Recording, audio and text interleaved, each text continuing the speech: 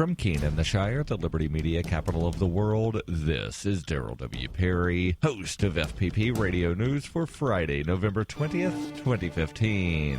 Silver is trading at $14.29 per ounce. Gold is valued at $1,083 per ounce. And according to BitcoinAverage.com, the average price of Bitcoin is $323.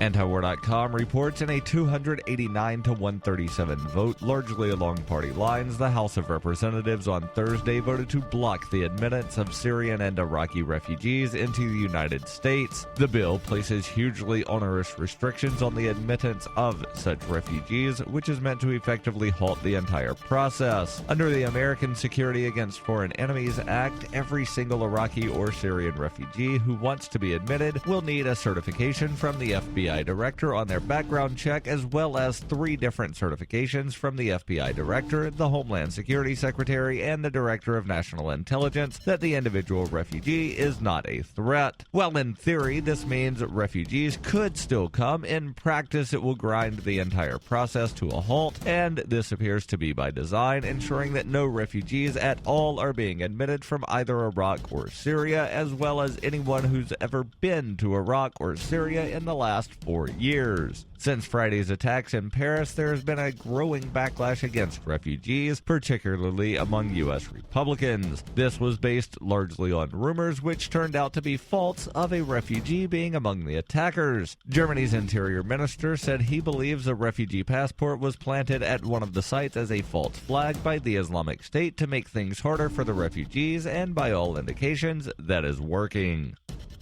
In 1999, Daryl W. Perry began a search for traditional values, which led him down a path to the ideas of liberty. He tells the story in A Rebel's Journey, My Path to Liberty. Find A Rebel's Journey, My Path to Liberty by Daryl W. Perry on Facebook, read reviews on Amazon, ask for A Rebel's Journey wherever books are sold, or visit arebelsjourney.com.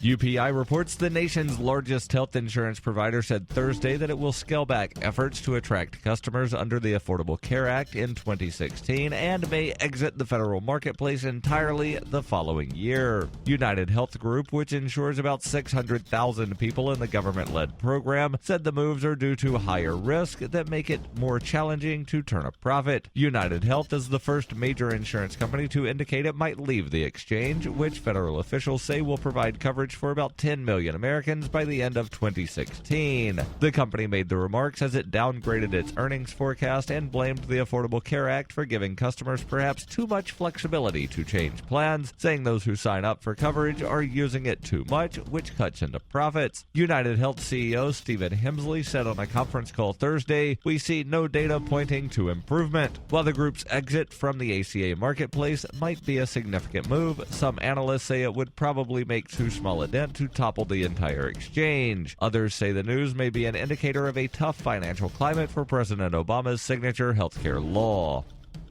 For nearly 40 years, Roberts & Roberts Brokerage has been a trusted source for buying and selling precious metals like gold and silver. They also take Bitcoin for precious metal purchases and have permanently removed the minimum purchase amount for all orders paid in the digital currency. Call Roberts & Roberts today for knowledgeable advice on buying and selling precious metals and a forward-thinking approach to new technologies. 800-874-9760 or visit online at rrbi.co.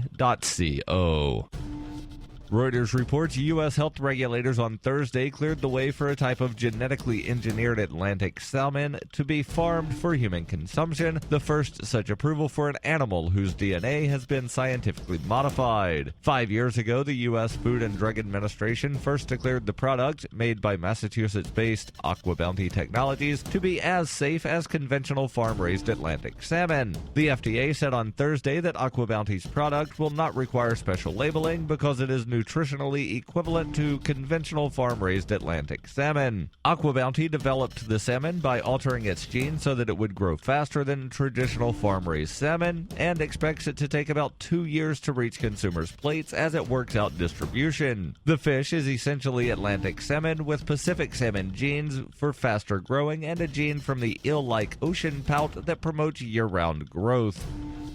This has been FPP Radio News, online at fppradio.com.